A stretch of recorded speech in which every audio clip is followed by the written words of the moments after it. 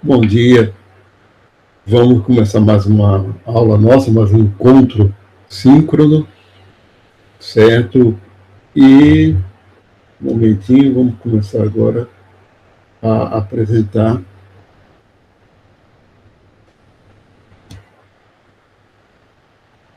Vou colocar aqui a tela inteira, vou compartilhar com vocês a tela aqui do meu computador, ocultar isso para facilitar para mim.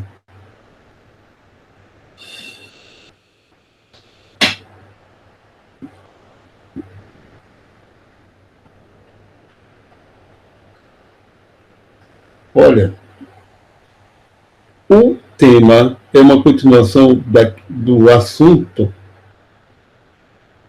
das aulas passadas, que ética evolutiva ou evolucionária, eu já vi autores colocarem evolucionária, porque de evolução é evolucionário.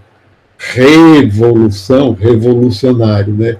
Evolutivo, talvez não seja realmente uma palavra mais adequada, até porque aquele caso, psicologia evolutiva, era como o Piaget chamava a teoria dele, e não tem nada a ver com a teoria da evolução de Darwin, e sim com o desenvolvimento cognitivo da criança ao adulto, ou desde nem até a fase de consolidação do pensamento abstrato, hipotético, dedutivo, né, que tem aquelas fases do desenvolvimento. Inclusive ele usa a palavra genética nesse sentido de gênese da cognição, e não no sentido da herança. Então, para não gerar essa confusão, para quem não sabe, Piaget ele era biólogo de formação, de origem. Um biólogo que se interessou por epistemologia e que chegou à conclusão que ele tem que, para saber, para estudar o fenômeno que é o conhecimento, teria que ver como é que ele acontece na criança, como é que se desenvolve a capacidade cognitiva de uma criança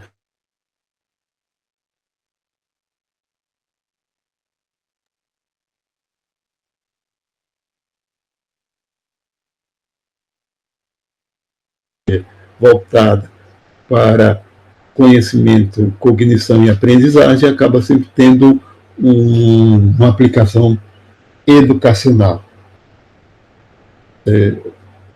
Implicações educacionais, do mesmo jeito que a de bacharel também tem implicações educacionais, que o trabalho de bacharel também tem, e de outros, como Edgar Morin. Então vamos lá.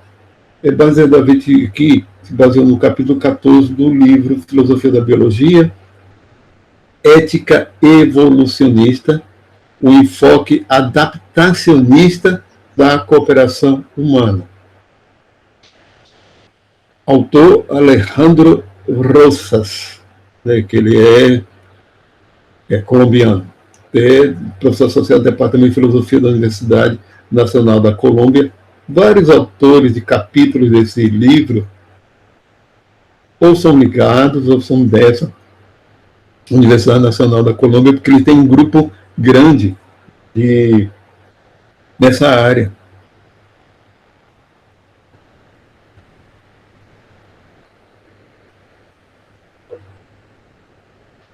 Né, porque a formação dele é em filosofia. Mas a questão é aqui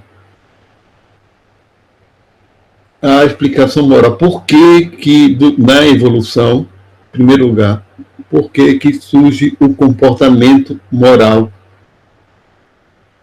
durante a evolução ou na espécie humana, se é só da espécie humana, o que significa a ética.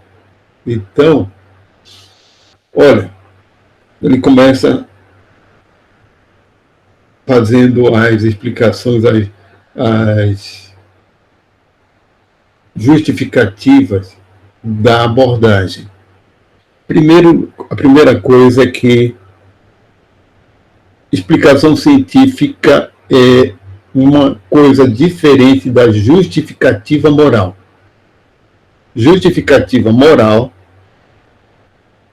é algo diferente da explicação científica.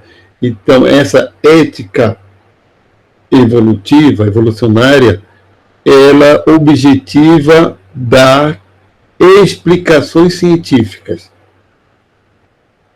com base na teoria da evolução. Então, do mesmo jeito que o comportamento humano tem alguma origem evolutiva e que se procura fazer é a explicação evolutiva desse comportamento, o comportamento moral humano, como parte do comportamento, também teria uma explicação científica com base na teoria da evolução. Então, ele vai falar desses estudos, certo? Em que, também ele diz, são duas perguntas diferentes. Por que é bom o que o princípio manda? Essa é uma pergunta de uma abordagem da ética no sentido moral, no sentido... até porque a explicação moral ela é muito voltada para questões religiosas. Então, é aí onde é que a coisa fica delicada, certo? Porque ou que gera confusão, certo? Em que uma explicação científica não é uma justificativa moral, não é uma justificativa. Se quer explicar o comportamento e não justificá-lo. São duas coisas diferentes. Desde o princípio a gente tem que saber colocar isso. São duas coisas bem diferentes. Então, por que é bom o que o princípio manda? Vamos falando assim, existe um princípio moral que você não deve fazer o mal a alguém, ou não deve fazer, por exemplo, não deve matar, como está lá nos mandamentos do Antigo Testamento, o primeiro mandamento, não matarás. Certo? Então, você dizer por que isso é bom, você está dando uma justificativa moral. Agora, a outra pergunta é por que pensamos que é bom aquilo que o princípio manda? Aí você vai ter que dar uma explicação, porque a gente acha que é bom.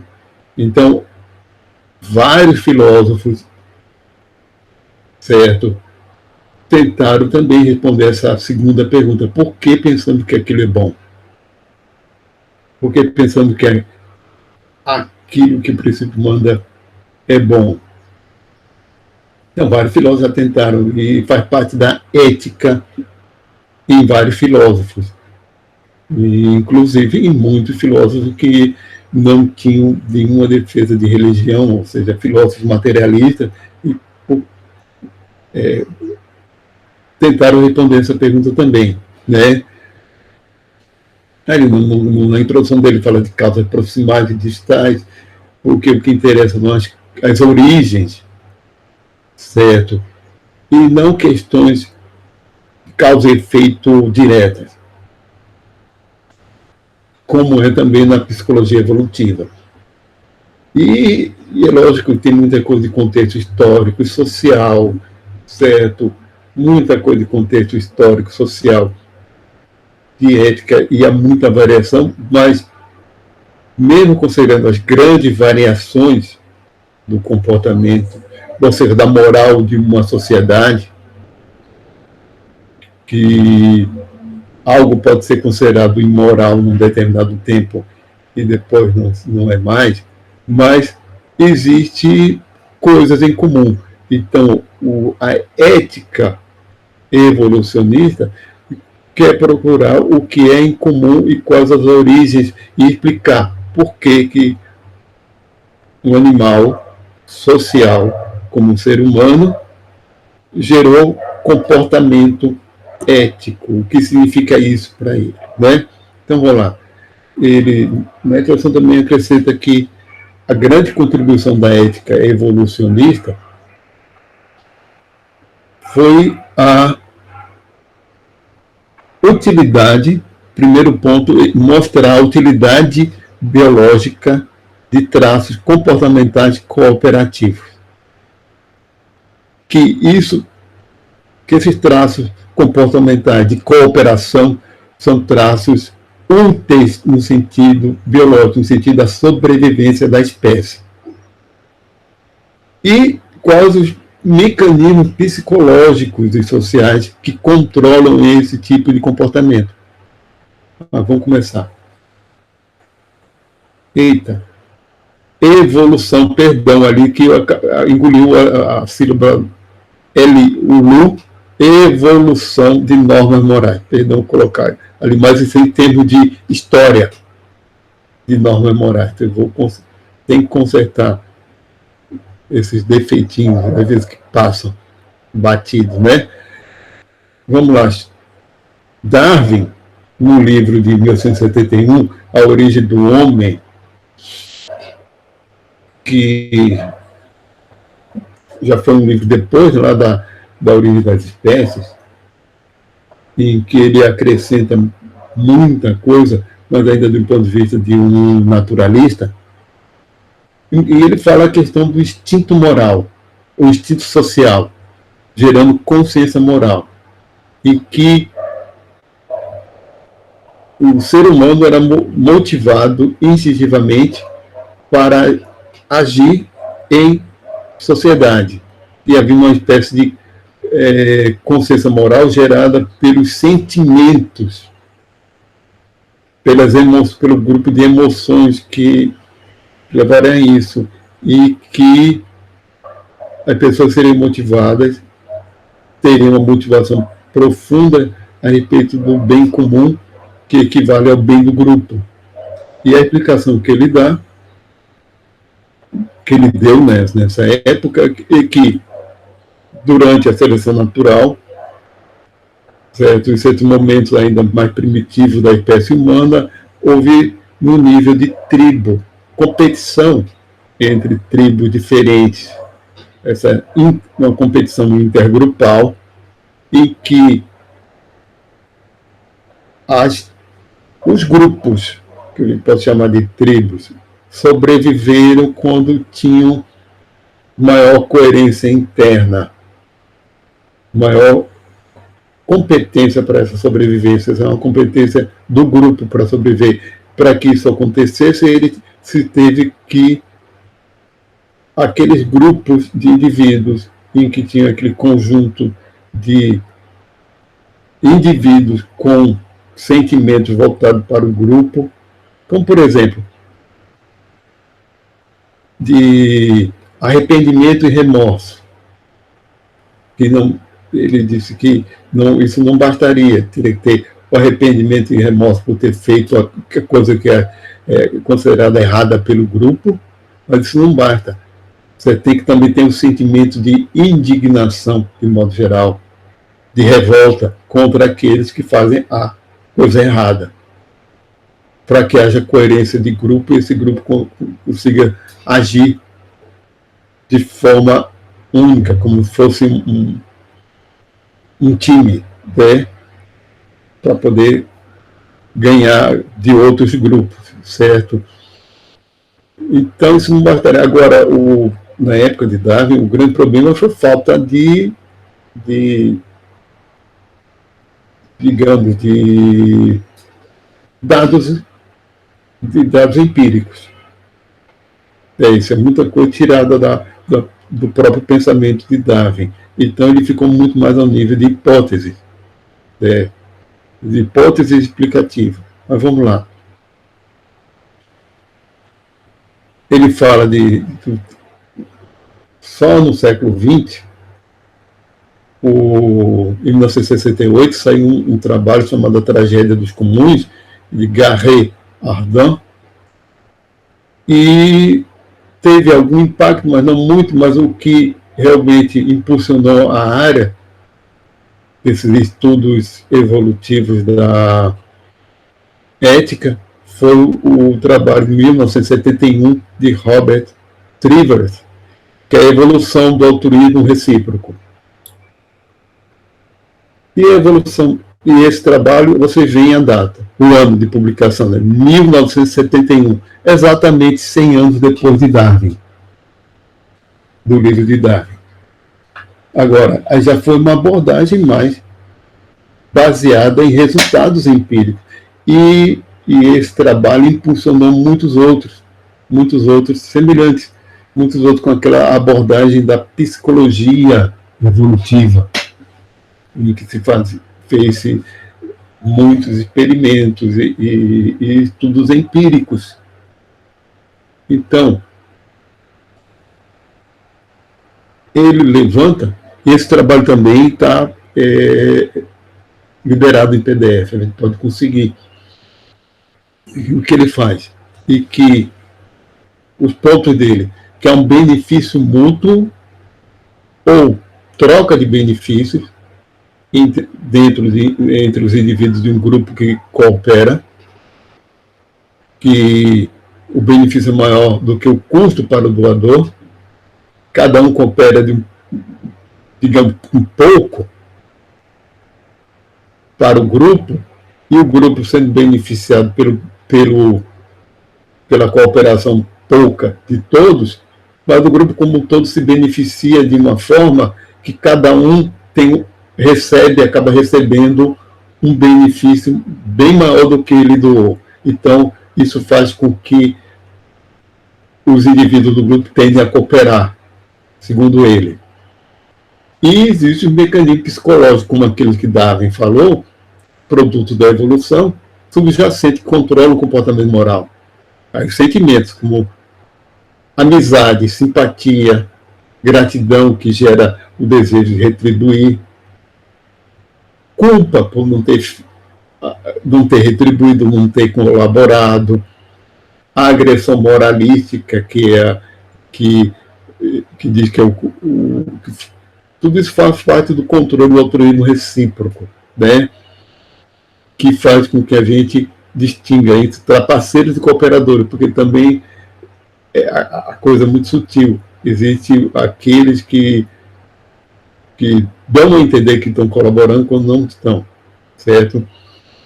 Então, gera aí um complexo de relações entre normas, emoções e sanções. Normas são regras de conduta, as emoções que isso tudo gera e a resposta, que são as sanções.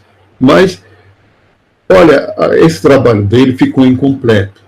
Foi um trabalho, digamos assim, inicial, em que muitos outros pesquisadores posteriormente começaram a desenvolver, certo? Mas no final tem umas coisas de conclusão desse tipo de trabalho que é um pouco polêmica. É um pouco polêmico, mas vamos lá. Vamos lá, limite da reciprocidade. O que significa isso? É que os estudos posteriores começaram a questionar até que ponto nós somos motivados apenas pela troca que a gente vai receber, como esse modelo de Trivers.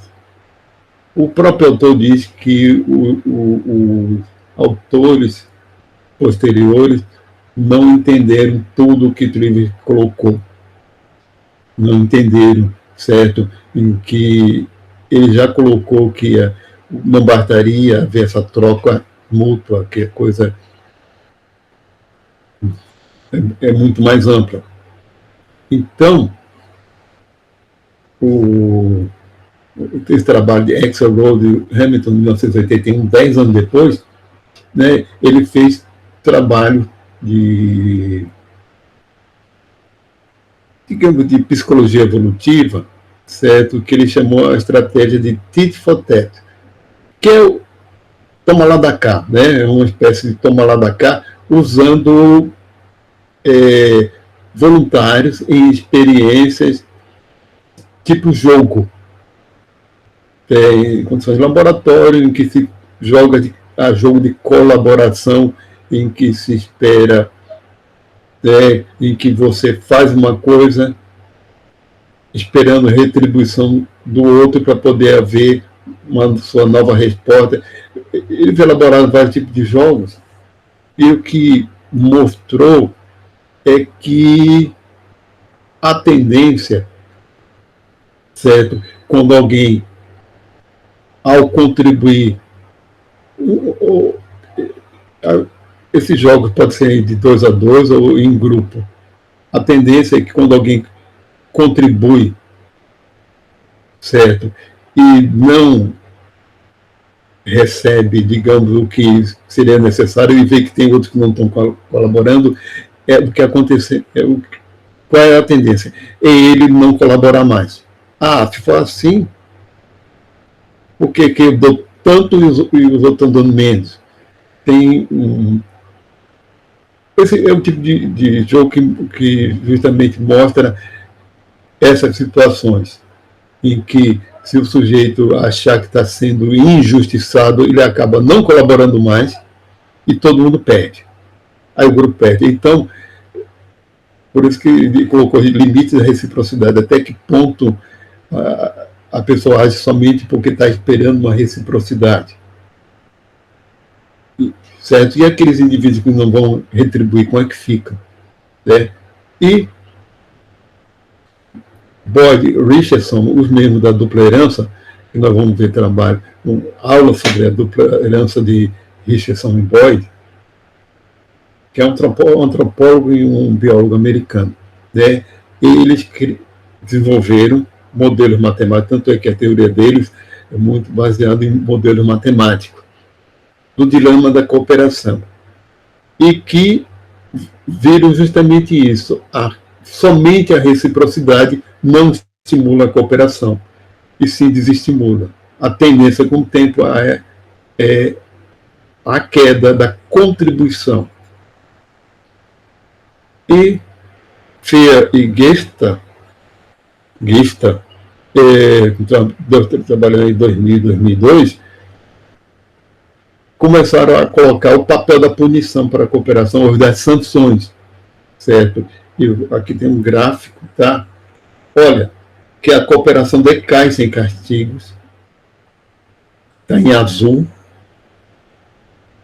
sem oportunidade de punição, e o em cima está com oportunidade de punição. A diferença é muito grande, que a cooperação decai sem castigos e aumenta quando é possível castigar os desertores. Então, nesses jogos simulados, em que se pôde, de alguma forma, fazer esse castigo de uma forma muito ampla, não é castigo físico, por exemplo, excluir o desertor do grupo e ele perde tudo. Perde o que ele ganharia se ele se mantivesse no grupo. E quando existe essa oportunidade, a tendência de todo mundo é continuar colaborando e agindo em prol do grupo, certo? Porque se vê que, se ele sair, ou se ele não colaborar, ele sai do grupo, só ele perde. Existe essa possibilidade, enquanto todo mundo, o resto do grupo, dos membros do grupo, continua a ganhar, né? Vamos lá. O padrão de conduta e mecanismo próximo. Então, a cooperação humana diz que os indícios do mecanismo normativo têm origem naquilo que nós chamamos de atribuição de reputações. Olha, a gente vai ver agora, vamos falar de Boyd e Richardson, certo? Sobre a aprendizagem social, certo? E os grupos humanos evoluíram para avaliar muito bem qual é o papel de cada membro dentro do grupo. Então, nós temos uma capacidade muito grande de avaliar o outro, de fazer avaliações do outro. Essa avaliação é o que nós chamamos de reputação. né, essa avaliação grupal, essa avaliação social de alguém é a reputação dessa pessoa, certo? E, e essa estratégia inicial, que era o TFT, o Tit for Tat, não discrimina as ações intencionais. O problema dela é esse. Ela ficou incompleta por isso, que ela não discrimina as ações intencionais dos erros não intencionais.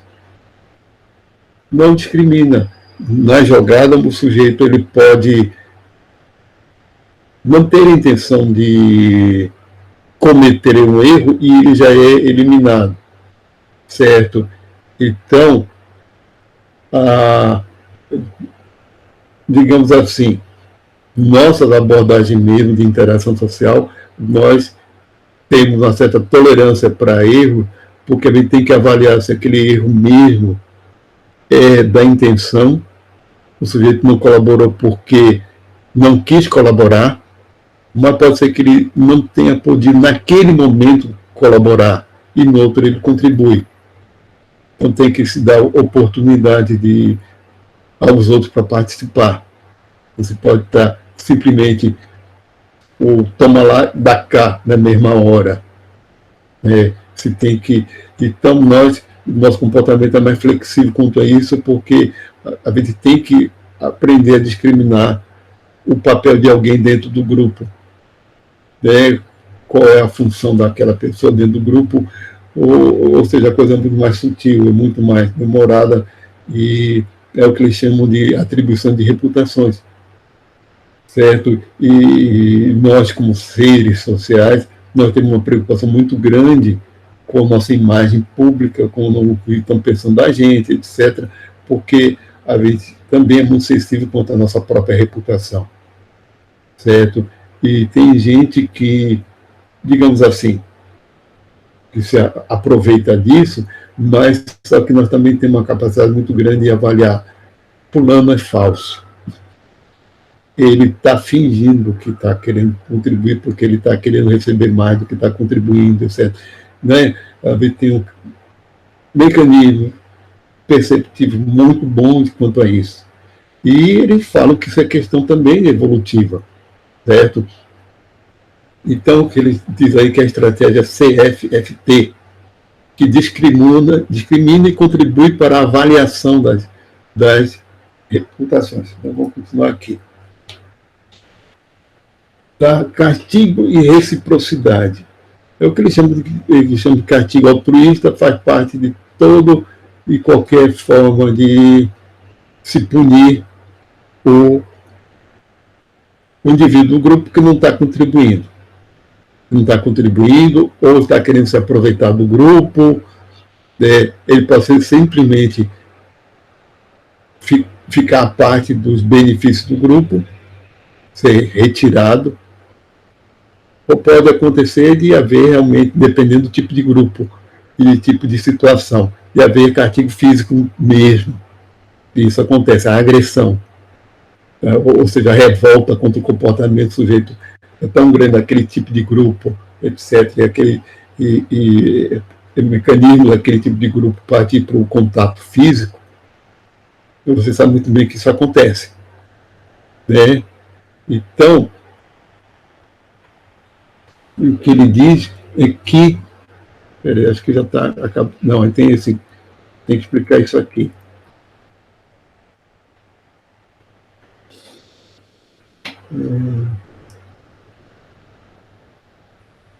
Vamos explicar isso aqui, certo? Que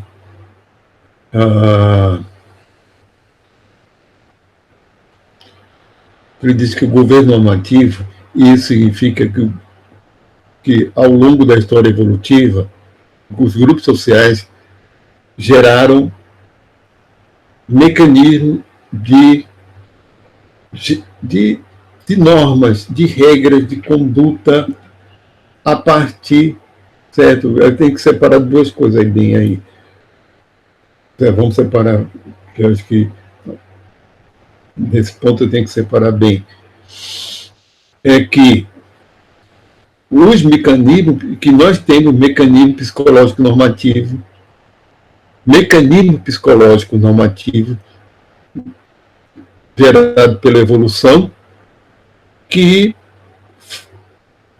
permitem que os grupos sociais gerem normas, gerem um governo normativo, certo? Quando a regra, a norma, já no sentido simbólico, já é uma outra coisa.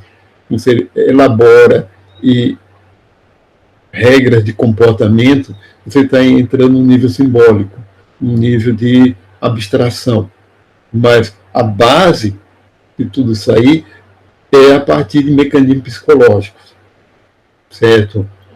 E agora o ponto que eles chegaram lá é que esse altruísmo recíproco, ou seja, a pessoa faz algo para o grupo, ela não faz intencionalmente, ou ela não faz, a pessoa tende a esse comportamento de colaboração, não é porque ela sabe que vai ganhar coisas em troca. Ela simplesmente faz por impulso de querer colaborar, etc, etc. Então não é impulsionado por motivos egoístas. Não é simplesmente um tomar lá da cá. Aí um ponto polêmico. Eu achei um ponto polêmico. Quer dizer que o egoísmo não existe? Aí outra, vamos falar. É o seguinte, o que esses estudos estão indicando, certo? Pode parecer polêmico, é que não é que o egoísmo não exista, certo? É que nossa tendência espontânea, natural, de espécie social, é esse chamado altruísmo recíproco, que também não é um altruísmo intencional. Nós, ou seja, a gente pode dizer em outra palavra, nós não somos naturalmente egoístas. Também vem para dizer, nós não somos naturalmente egoístas. Não é da nossa natureza ser egoísta. E isso pode parecer também polêmico, né? Não é da nossa natureza ser egoísta. E não existe egoísmo, e é muito comum dizer o ser humano é um egoísta. Olha, são duas coisas diferentes, certo? São duas coisas diferentes. Ele está falando de comportamento, ou, perdão, causas distais, e não de proximais. O egoísmo existe? Existe sim. Existe psicopatas, falando do exemplo extremo, daquele cara que age de forma a se beneficiar do grupo, das outras pessoas, de forma totalmente doentia, patológica, e sabe manipular os outros, porque ele é um grande leitor social, um grande leitor das outras pessoas, consegue manipular, consegue agir de modo a manipular as emoções alheias, etc, etc. Existe sim. Mas isso é o psicopata, mas o psicopata não é o normal, digamos assim, ou não é o padrão de comportamento na nossa espécie. O psicopata é patológico. Estou falando desse exemplo extremo. Sociopata, psicopata, eles são patológicos. É exceção, são doenças. Aí é doença. Seja ela de uma origem biológica ou não, é doença. Então é mais uma exceção à regra que, ao longo da nossa espécie, algo que se tolerável para a sobrevivência, certo? Foi tolerável em termos de sobrevivência, ou seja, não comprometeu a sobrevivência e o desenvolvimento da espécie, certo? Pode surgir aqui e ali, pode ser do mesmo jeito que tem outras doenças genéticas, etc., que não é a maioria que tem, né? É uma minoria. Se tem algo biológico, genético, etc., componente, então, digamos assim, é como as outras doenças também. E Agora é o seguinte, nossa origem evolutiva está em grupos pequenos, grupos tribais, certo? Em que a sobrevivência dependeu dessa colaboração, desse sentimento de pertencer a um grupo, certo? Então, olha, mesmo você fazer, tem indivíduos egoístas, olha, nossas sociedades atuais são muito complexas, muito diversificadas. Então, dentro de uma sociedade como a nossa, que já não é mais natural, já não é mais tão natural assim, né? Ainda existem comportamentos tribais. As pessoas tendem a querer se comportar em grupos que são separados dos outros, como torcedores de time de futebol, que todos compartilham coisas em comum e agem como um grupo e que há colaboração entre eles. Gangues, né, e outras formas de tribos que o sujeito, nós temos a tendência, ou seja, de querermos nos encaixar em grupos e agir em grupo, certo? Isso que é natural. Então, o egoísmo muitas vezes surge de forma realmente como um problema de socialização daquele indivíduo. Né? Isso é muito mais, talvez, cultural do que natural. Às vezes é um problema de socialização, é um problema de formação emocional, psicológica daquele indivíduo, quando há um egoísmo extremo. Agora, de certa forma, o egoísta, ele pensa que se dá bem, mas ele nunca se dá bem. É muito difícil um egoísta mesmo se dar bem, por causa da reputação. Mais cedo ou mais tarde, as pessoas vão dando conta que aquele sujeito, aquela pessoa é uma egoísta, e ela vai, aos poucos, vai sendo excluída de tudo, certo? A pouco. De certa forma, o índice de fracasso pessoal do egoísta é muito maior do que de uma pessoa que colabora, uma pessoa que sabe agir em grupo, sabe? Uma pessoa socializada, ela tem um índice de sucesso pessoal, social muito maior. A tendência do egoísta é o fracasso. E hoje em dia, nós temos um mecanismo de criar reputações muito mais sofisticados. Né? Aí já é mais fenômeno também cultural. Aí já a sofisticação cultural é muito grande da gente, mas você sabe muito bem, uma pessoa pública falar uma besteira acaba com a reputação dela. Né? E que nós damos valor a isso. Nós, né, criamos imagens públicas das outras pessoas. E isso tem pela explicação dele, tem toda uma base evolutiva para isso. Né? Tem toda uma base evolutiva. Sim, uma outra coisa também a gente pode dizer, que talvez lá na apresentação não tenha ficado tão claro, que é o seguinte, olha, existem estudos que demonstram que o comportamento altruísta, e outra coisa também, acho que eu não falei a respeito do altruísmo, o altruísmo aí não é aquele no sentido também do amor incondicional, fazer bem sem se importar a quem, isso é do amor incondicional, no sentido de ágape, do ágape grego, que é a caridade. Porque você pode dizer, mas as pessoas também não são caridosas. Não, também o altruísmo aí não é nesse nível também. Nem todo mundo é caridoso, etc. Também não é nesse nível de ser um amor incondicional, um comportamento de uma Madre Teresa de Calcutá. de uma irmã Dulce, né, que aquilo. Mas é o seguinte, o que se tem de estudos é que as pessoas com comportamento altruísta, em média, se sentem mais felizes do que aquelas voltadas para si mesmas. E o que se observa é que o ajudar os outros, quando a pessoa aprende a ajudar as outras pessoas, há mudanças hormonais nela.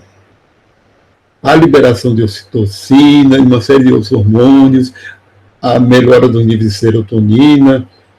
Então, há mudança fisiológica naquele comportamento mais voltado para o colaborar com o grupo, certo? Então, a explicação evolutiva para isso é que nós, como espécie social, já bem antes do Homo erectus, já anterior mesmo, então nós somos herdeiros. A espécie Homo sapiens, ela não é a única social. Nós somos herdeiros de primatas sociais muito antes até do Homo erectus. Então, é lógico que, durante a evolução, os indivíduos que, ao ter um comportamento colaborativo, aqueles indivíduos que também tinham ganho em termos de regulação neuronal, endócrina, e que também, por conta disso, tinham um melhor desempenho de saúde, porque tudo isso leva à melhoria da saúde, leva até à melhoria do sistema imune. Tiveram vantagem adaptativa, né? Tiveram vantagem adaptativa. Então, de certa forma, ter comportamento colaborativo, nós somos um resultado disso, ter comportamento colaborativo vamos falar assim mesmo, faz bem para a saúde, certo? É saudável. E o comportamento antissocial não é. O comportamento antissocial não é, pode gerar problemas depressivos, etc. Pode gerar, ou seja, o comportamento antissocial pode gerar processos patológicos a longo prazo. Isso que eu falo é um pouquinho polêmico, mas tem base para isso. Tem base para isso, né? Também a vida não precisa ser como a Madre Teresa de Calcutá ou como a Irmã Dulce, mas há relatos de gente que vivia sua vida normalzinha, voltada para si mesmo, voltar para ganhar dinheiro, ter seu emprego, etc. E quando começa a fazer trabalho de caridade, larga tudo para... Eu já vi casos de um sujeito europeu, se não me engano, alemão, que a primeira vez que ele amparou na África, um país desse aí, na África ou na Ásia, e que ele amparou durante umas férias, amparou uma pessoa necessitada e ajudou um moribundo. Ele se sentiu tão bem, mas tão bem, que largou tudo. Né? Que, digamos assim, ele mudou totalmente a perspectiva de vida dele. Realmente, isso, eu acho que tem explicação evolutiva para isso. Certo? Talvez não fazer algo tão extremo, mas é que as pessoas têm que reconhecer que os comportamentos egoístas não são saudáveis. É porque nós também temos um padrão, talvez, de educação atual muito voltado para o próprio umbigo. Aí isso já é, como eu falei para você, questão de socialização e não do que é realmente natural e produto da evolução para a gente. Mas vamos lá, essa tabela aí é meio chatinha, porque ela está muito técnica, né, dele. Eu tive que dividir aqui para não ficar muito pequenininha lá na apresentação, que ele colocou lá normas, ele quis fazer um sumário de tudo que ele colocou. Tem os mecanismos, crenças. Separem mecanismo e crença. O mecanismo tem a norma, a regra, critérios de atribuição. Esse é o que aparece. Então, é a norma e os critérios de atribuição. A norma coopera com cooperadores e disciplinas desertores. A norma geral. E critérios de atribuição, se é intencional, se a colaboração foi intencional, ou se a deserção e a falta de colaboração também é intencional. Se faz esse critério de se atribuir se é intencional ou não, certo? Como os mecanismos. E as crenças. O sistema de crenças sobre a interação, sobre reputação e sobre estratégia eficiente e a ação apropriada. Essa tabela eu sei que ela é chatinha, mas vamos lá. Mas, no final das contas, ele resumiu tudo que foi falado aqui, certo? Se a interação é consigo mesmo ou a partir do diferente, certo? Se é consigo mesmo, está dentro do grupo, ou com diferente significa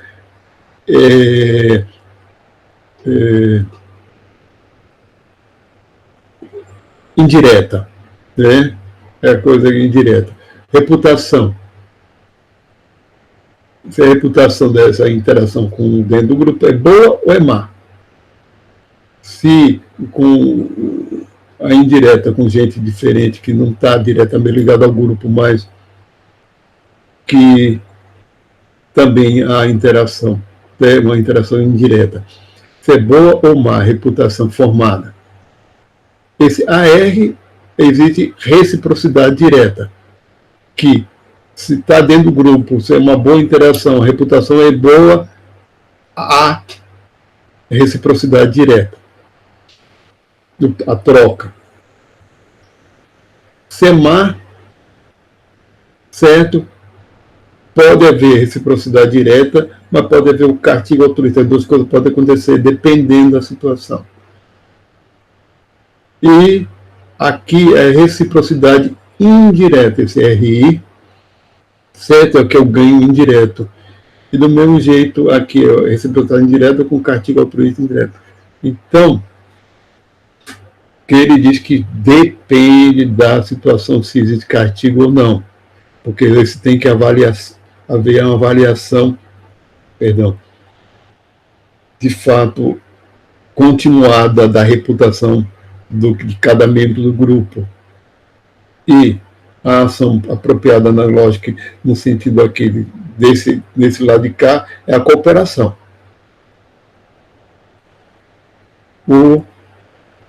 Aqui é o SSD, que o S é suspender o benefício ou o castigo mesmo, direto. Certo? Ali também com um diferente, ou coopera ou o mesmo resultado. Ele resolveu só, parece complicado isso aí, mas não é. Isso é só uma forma de apresentar resumida desse assunto. Então vamos lá, aqui a nossa bibliografia, que ele cita, o Trivers está ali, a evolução do autorismo recíproco, eu baixei, certo? Darwin, esse livro tem a última edição, acho que em português, em 2003, certo? Livro de 1971.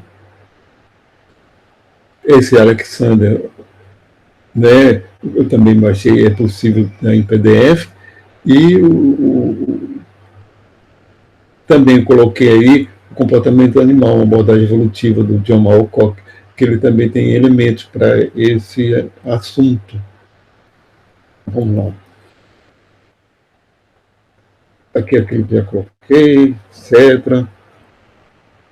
Cadê?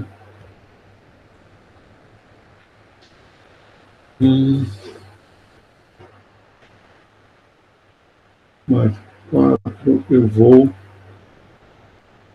dar uma paradinha aqui. Vocês querem algum intervalo agora? Eu vou ver aqui o chat se tem alguma coisa. Não. Vocês querem algum intervalo agora?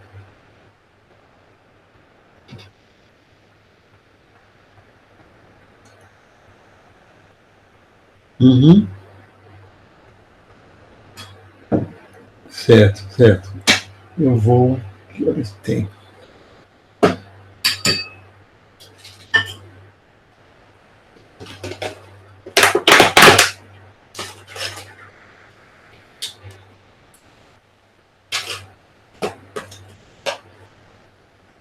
Vamos lá, vamos lá. Vou pegar outro aqui. 5 minutos mesmo, tá. Eu vou fazer o seguinte. Eu vou dar uma pausa de 5 minutos e vou fazer o seguinte. Eu vou interromper a gravação, certo? Aqui. Interromper a gravação para dar a pausa. Vai.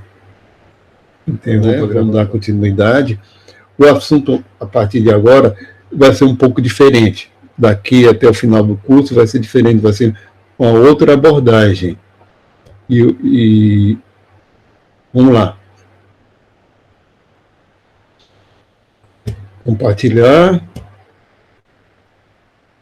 Eu vou botar isso aqui para facilitar minha visualização. Agora uma outra abordagem, tá? Vamos.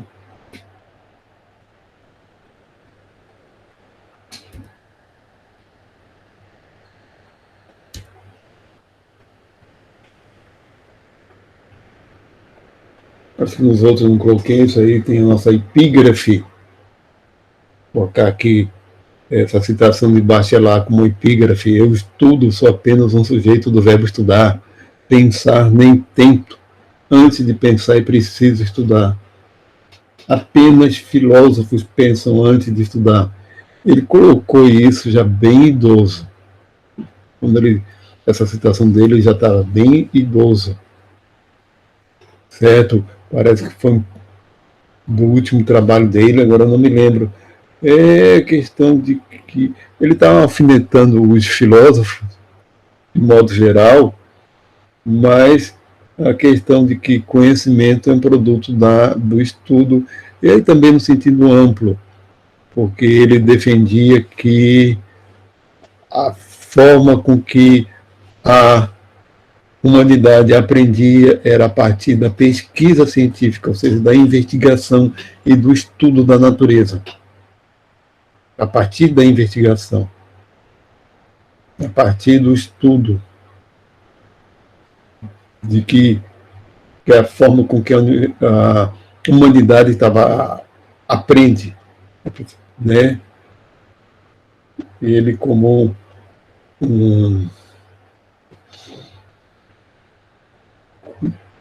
digamos assim, que ele já desde o primeiro livro que foi um sujeito cuja origem é sendo professor, né? De ciências que se tornou filósofo, um professor de ciências que foi fazer depois filosofia, doutorado. A tese de doutorado dele eu tenho, foi publicada, já tem edição em português.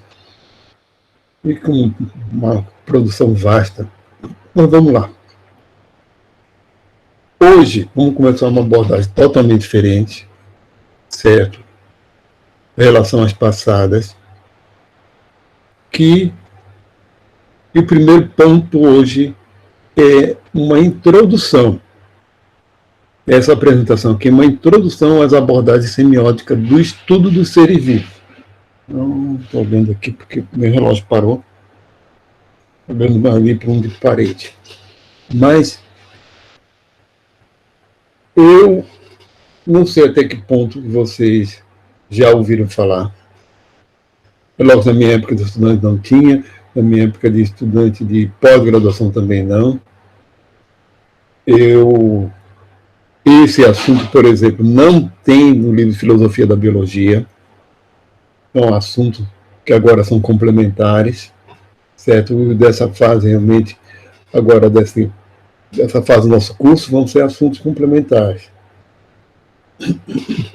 E que seriam abordagens semióticas. Acho que vai ficar mais claro para a gente com o tempo, certo? Existe uma biosemiótica.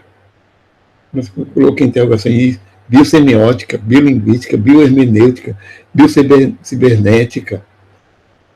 São Abordagem, no final das contas, transdisciplinares. Os autores dessas formas de abordagem têm as mais variadas formações. Mais variadas formações. Então, existem muitos biólogos, né? Marcello Barbieri é biólogo, Anton Marcos é biólogo, mas tem gente que é da área de cibernética mesmo, como Kalev Kuhl, que é da e Søren Bria, da Dinamarca, de Copenhague, que é da área de cibernética, que eu sei da área de teoria da informação. Tem filósofos de várias áreas, e tem de muitas e muitas outras formações também, porque é uma abordagem muito bem transdisciplinar, não é nem interdisciplinar, certo? Então eu achei mais lógico a gente colocar, fica mais didático colocar, fazer uma apresentação de introdução e depois fazer o assunto mesmo, que ele requer um pouquinho mais de cuidado. E eu estou muito mais apresentando o assunto, tanto nessa aula quanto na seguinte, é muito mais para apresentar o assunto do que falar nos detalhes técnicos do assunto ou dos tópicos que eles falam. Então, são abordagens transdisciplinares, a vida com o processamento de matéria, energia e informação. Então, uma coisa que todas elas têm em comum é encarar um ser vivo como um sistema que processa informação também, a partir de si, né, a partir dos seus próprios códigos. Então, a questão de se escolher a forma de abordagem, ou a ênfase, isso depende muito da epistemologia do autor. Mas vamos lá, para ficar mais claro. Então, alguns conceitos fundamentais, certo? Que eu acho que fica para ficar mais claro para depois. Isso também, a terminologia depende do autor. Certo, mano? Eu coloquei isso. A gente. Olha, sinal ou índice. Evento ou traço informacional correlacionado a evento ou traço concreto. Fumaça é sinal de fogo. Latido, sinal da presença de um cão. Certo? Código é um traço, uma unidade informacional integrante de um sistema de códigos, uma convenção. Código é parte de uma convenção. Mas existem convenções naturais porque existem códigos naturais. Essa é uma das propostas de modo geral, dos biosemióticos, que os códigos naturais têm que ser estudados desse ponto de vista de processamento de informação. Então, existem convenções naturais, usando a terminologia do Barbieri, do professor Barbieri da Universidade de Ferrara, na Itália. Certo? Código genético, código imunológico, etc. Olha, existem muitos outros também dentro de uma célula. Talvez só pense em código genético, mas existem muitas outras convenções naturais dentro dela, muitas outras formas de processamento de informação. Então, estamos falando mesmo a nível celular, nível molecular, a transdução de sinais. São processos de... desculpa a redundância. É um processamento de informação. Né?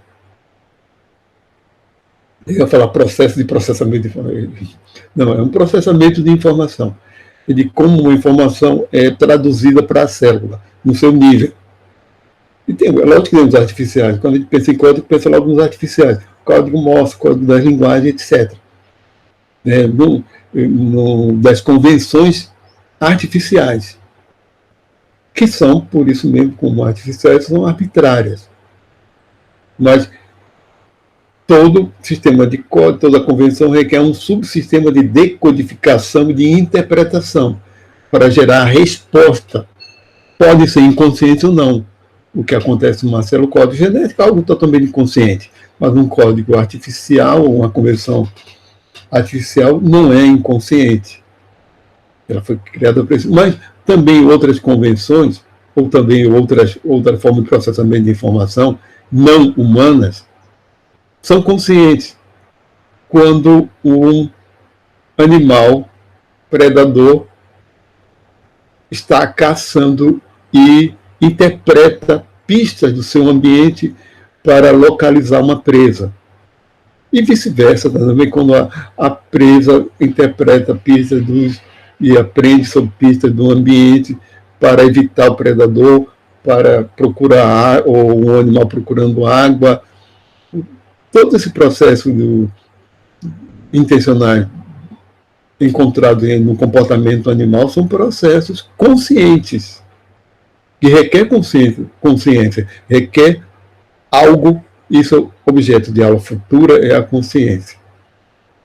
A questão da consciência é algo de aula futura da gente.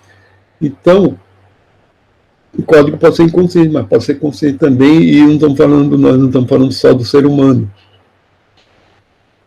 Ou a interpretação dos sinais naturais. E símbolo, que é algo que agora é da cultura humana, que é um traço, unidade informacional artificial, abstrato e arbitrário. Compõe as línguas, conceitos, etc. São integrantes de sistemas conscientes. Realmente o símbolo tem que ser consciente. Nós, tudo que estamos fazendo está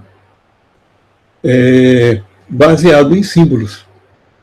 Agora, há pouca coisa da percepção consciente não simbólica na nossa vida social. Também é assunto de aulas seguintes. Há pouquíssima coisa. Nosso comportamento é muito mais voltado a partir de uma base simbólica do que de uma base perceptiva, pura e simplesmente. A gente usa o símbolo como uma mediação para a realidade. Quase sempre. A gente sente o cheiro de uma coisa que é algo perceptível e pensa logo. E usa o pensamento simbólico. Vem logo na cabeça. Eita, está cheirando a isso. Cheiro de queimado. O cheiro de fumaça de... Está um cheiro de fumaça de material de equipamento eletrônico queimando, e procurar onde é que está acontecendo isso. Mas a gente pensa e usa símbolos nesse processo de pensamento.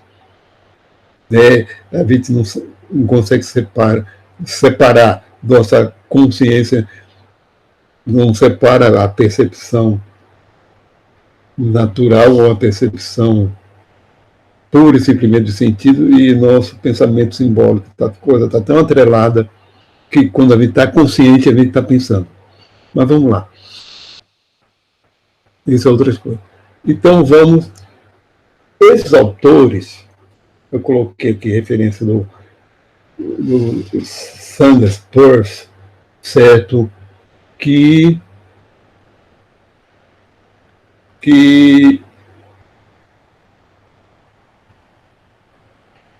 tem... Olha, falando, eu vou colocar em termos de uma vida para facilitar para vocês, certo? Agora tive uma ideia, é só uma observação, quanto aos vídeos nossas aulas. Não custa nada eu colocar um aviso ou colocar uma atividade geral lá no começo da plataforma com um link. Do mesmo jeito que eu fiz para os vídeos gravados sozinho aqui, eu posso colocar o link para o vídeo das aulas direto, fica mais fácil do que você estar procurando, porque tem hora que eu acho que o YouTube pode parecer confuso do jeito que eles apresentam lá para quem... Porque eles estão colocando na ordem de postagem, certo? Se eu colocar o link já direto, fica mais fácil mesmo, tá? Eu fazer isso para vocês hoje. Então, vamos lá. Falar do conceito fundamental do Sanders Peirce, que foi muita gente, quando a gente procura sobre ele, considera que foi o maior pensador americano de todos os tempos. E era um polímata. Ele era um químico de origem, né? A formação dele, quando eu olho assim, a formação dele em Harvard, em química. Teve muita dificuldade na vida, etc, etc. Muita dificuldade por causa dele,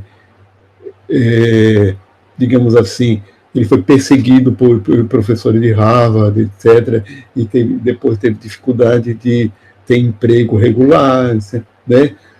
Ele desenvolve uma semiótica. Eu estou colocando essa referência a ele porque a base teórica da maioria dos biosemióticos, né, desse pessoal, a semiótica de Sanders Peirce, que é a chamada semiótica de relação triádica entre objeto, signo e interpretante. Certo? Eu vou explicar isso.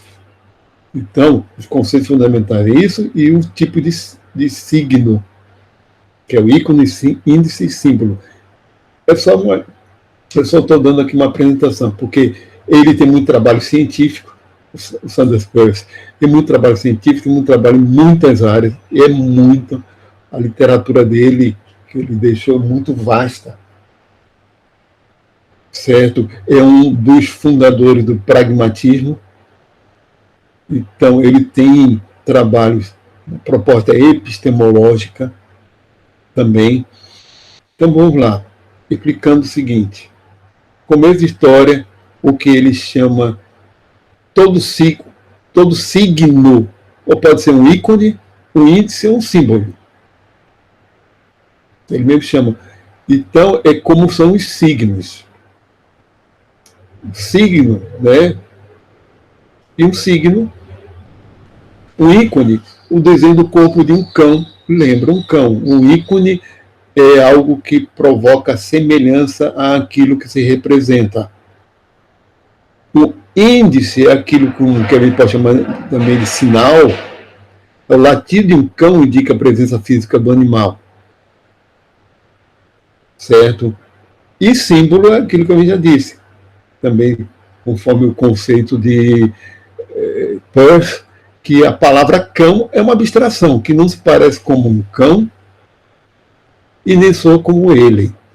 Aqui outra figurinha que eu peguei, né, que um ícone seria uma representação mais direta do que quer mostrar, do que a comunicação.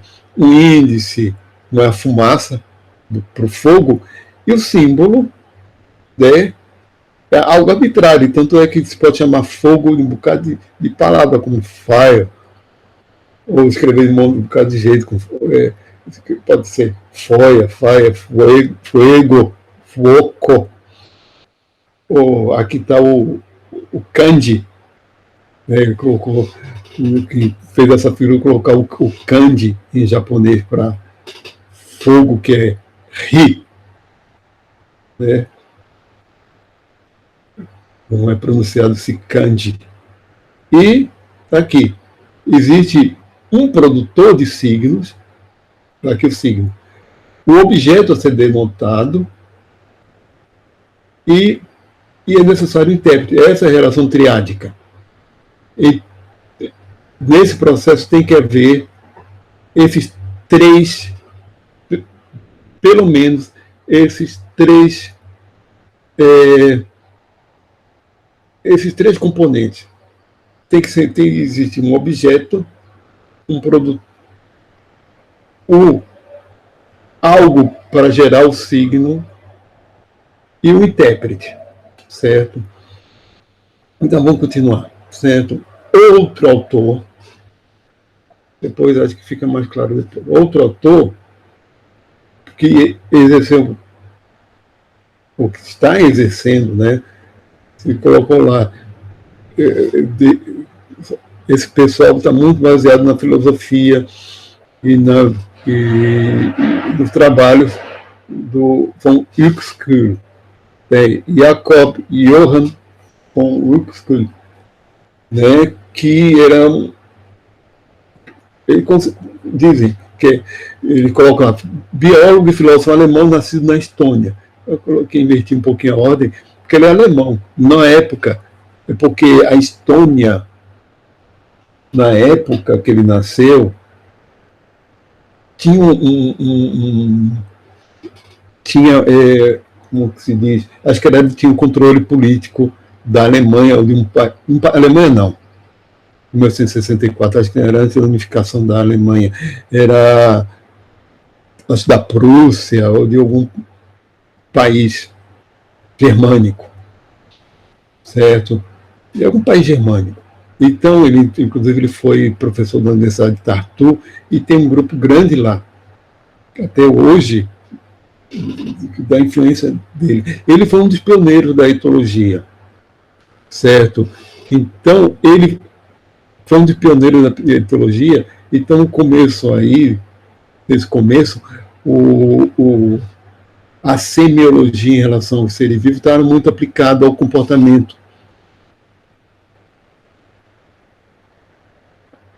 Também outro que deixou uma obra vastíssima, certo? Mas vamos lá explicar um pouquinho de conceitos fundamentais dele. E ele era especialista em fisiologia muscular e de como é que o sistema nervoso interage com o sistema muscular, certo? E ele, como filósofo, era um kantiano e vamos falar de 3 conceitos, desse Innerwelt, mundo interior, o organismo como um todo, como um sistema, Umwelt, que já vi tradução como mundo próprio, Inner, falando de Inner, é para dentro, Welt é mundo, certo? E é ao redor de, certo? Mas o que significa o conceito dele? É que é um mapa mental subjetivo, consciente ou não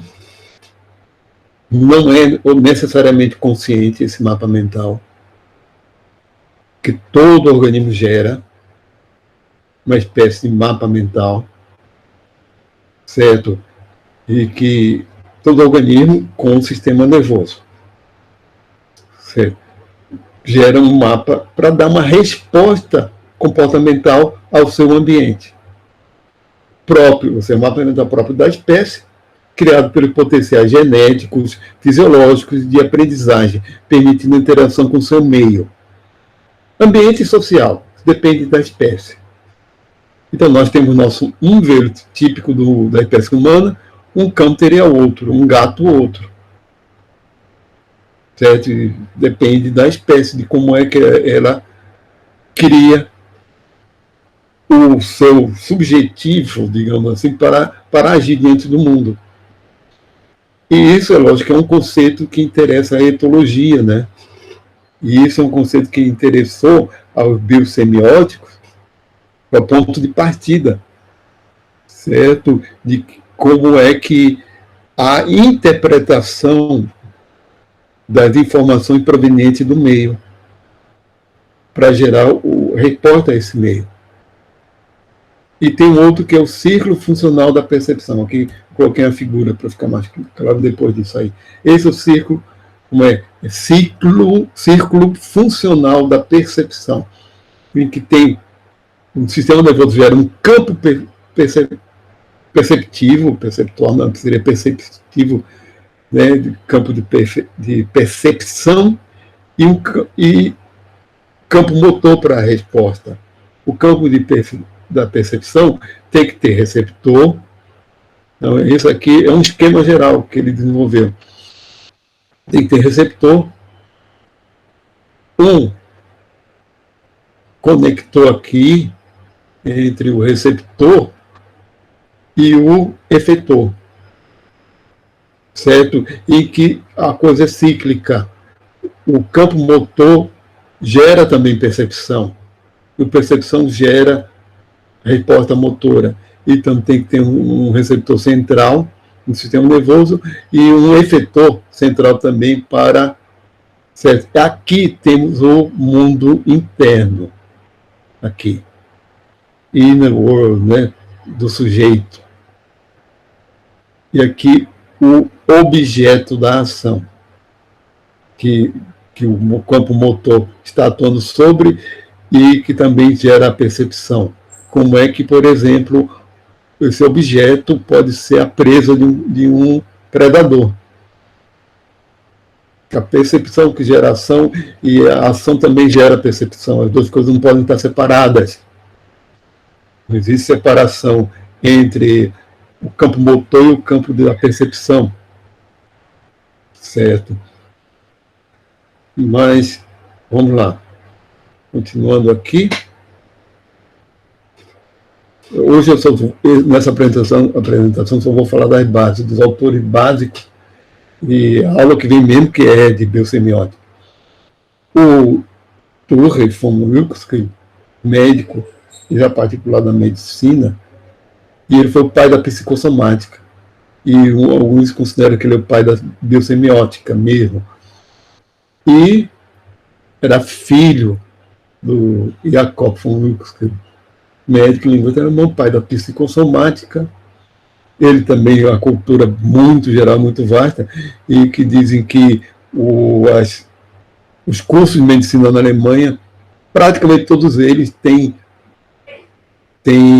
psicossomática, tem no currículo psicologia, sociologia, tudo isso por conta do, digamos assim, ele viveu bastante, né, de 1908 a 2004, por conta do empenho dele em difundir a psicossomática. Então, se você procurar no YouTube sobre Turrey von Wilkes, aparece lá o pai da psicossomática. Certo? Para vocês verem que é um sujeito de um pensamento interdisciplinar.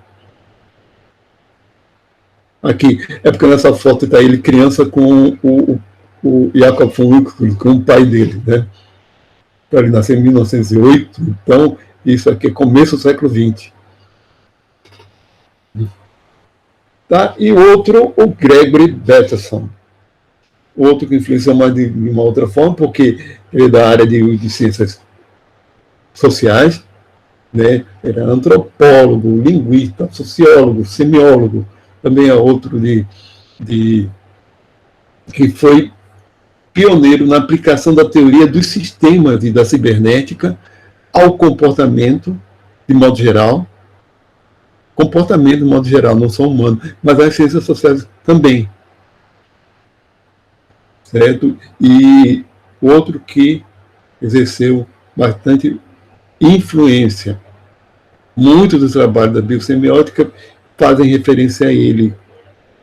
Certo? Só não seria curiosidade, certo? Isso tem motivo para isso.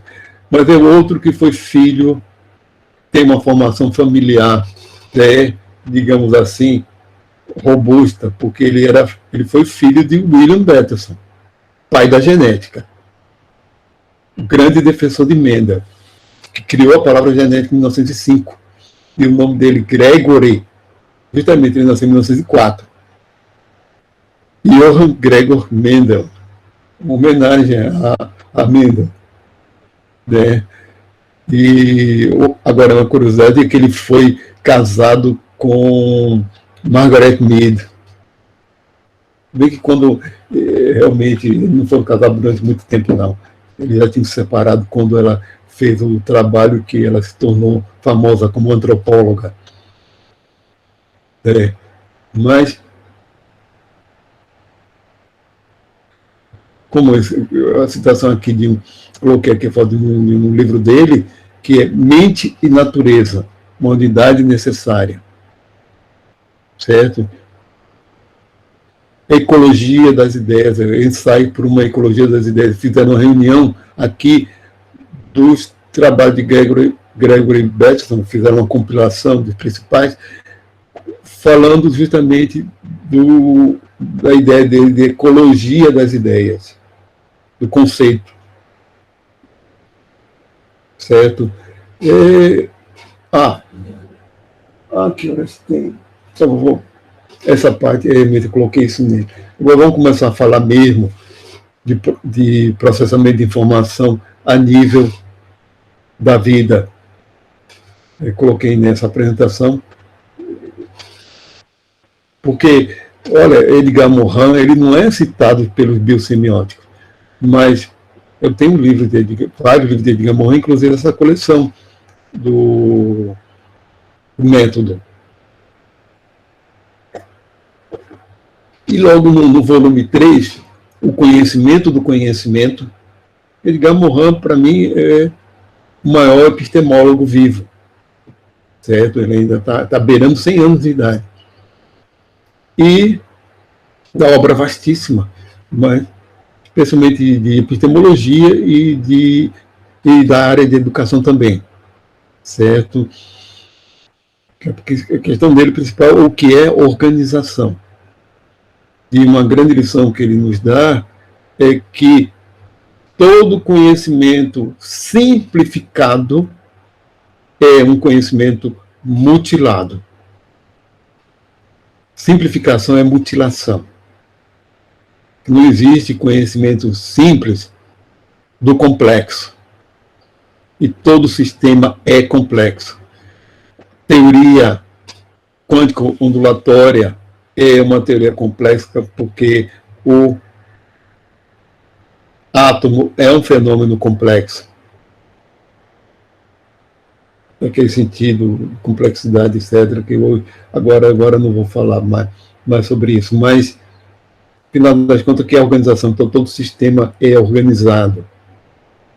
E existem níveis de hierarquia organizacional disso. E quando a gente imagina que uma pessoa quer explicar sociedade humana a partir de fórmulas, de jargões, para se encaixar em tudo, francamente, se um átomo requer um conhecimento extremamente sofisticado, quanto mais nível social. Certo? Então, vamos lá. Eu peguei isso porque nos interessa. Essa citação eu coloquei na íntegra. Logo no capítulo 1, que é a Biologia do Conhecimento, que é do texto original de 1986, por isso eu coloquei que eu vi que o texto original era de 86, o método em 6 volumes já é uma compilação, uma antologia dos trabalhos dele. E revisada, né? A compilação revisada que ele colocou na forma desses 6 volumes. O trabalho original mesmo, 1986. Essa edição brasileira é de 2002, se não me engano. Certo? E que ele fala o seguinte: a computação viva deve incessantemente resolver os problemas do viver, que são os do sobreviver. Que é o conceito de cômputo agora de Edgar Morin. A computação viva é destinada essencialmente à organização do ser e da sua reprodução. Até aí, tranquilo. A diferença cognitiva entre computação artificial e computação viva surge agora em todo o seu radicalismo. As máquinas resolvem os nossos problemas, não os delas, dizia von Foster. A bactéria, olha, por isso que eu coloquei, ele começa a partir do ser vivo mais simples possível. A bactéria computa para sua própria organização, sua própria produção e sua própria reprodução. É um solving problems machine que trata os seus problemas. A computação viva, própria ao ser celular, é uma computação de si, a partir de si, em função de si, para si e em si. Esse é bem texto dele. Por isso, podemos propor a noção de cômputo e não de computação, para definir o ato computante de si para si. Aí termina essa citação.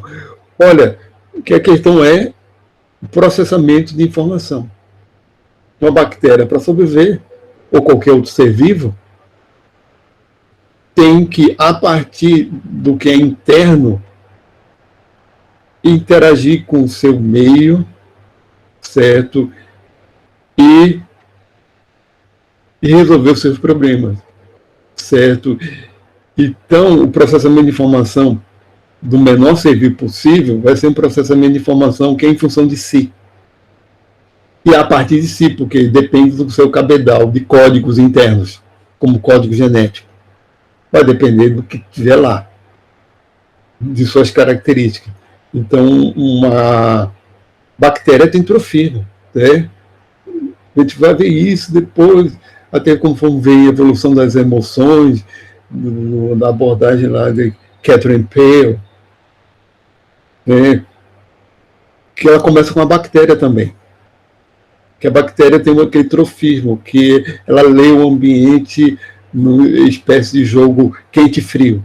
Está mais quente, mais quente, mais quente, para saber ir atrás do gradiente, de um gradiente de concentração onde é mais rico em nutrientes para ela, né? Ou se afasta, começa a se afastar, se tiver diminuindo o gradiente, assim ela vai atrás, ou se afastando do que é nocivo para ela. Então ela já mostra uma resposta ao seu ambiente, que é variável. As concentrações de nutrientes ou a presença de algo danoso, isso é imprevisível. Não é determinado, não é determinístico. Um ambiente externo a qualquer ser vivo é algo imprevisível. Quando um animal sai para caçar, ele não sabe onde está o alimento dele. Ele tem que ter estratégia de caça, certo? E aguardar as oportunidades. Ele não tem a estratégia é algo de previsibilidade, mas o que vai acontecer quando sai para a rua, a gente não sabe o que vai acontecer de fato. Existe previsibilidade, existe estratégia de se lidar com o que está acontecendo, mas as coisas não são assim mecânicas, né?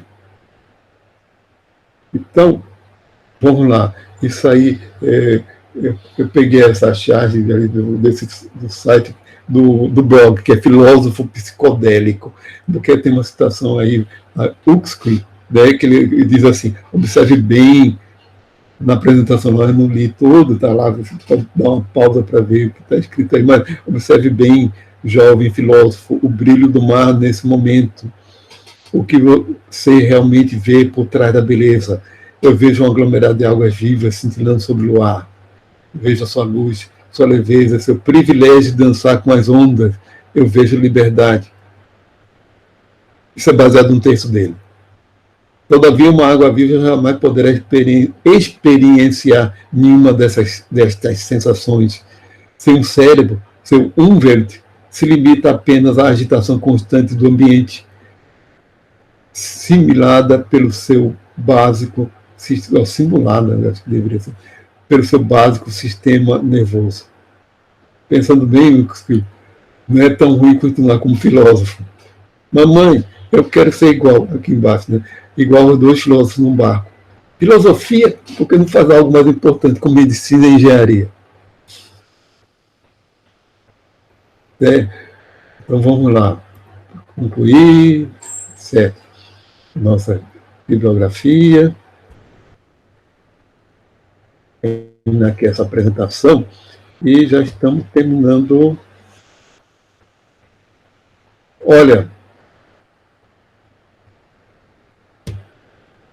alguma coisa aqui no chat novo. Olha, já estou encaminhando para terminar, certo? Não tem mais porque a gente já encerrou o assunto. Tá, pessoal? Eu vou aqui para essa apresentação. Primeiro.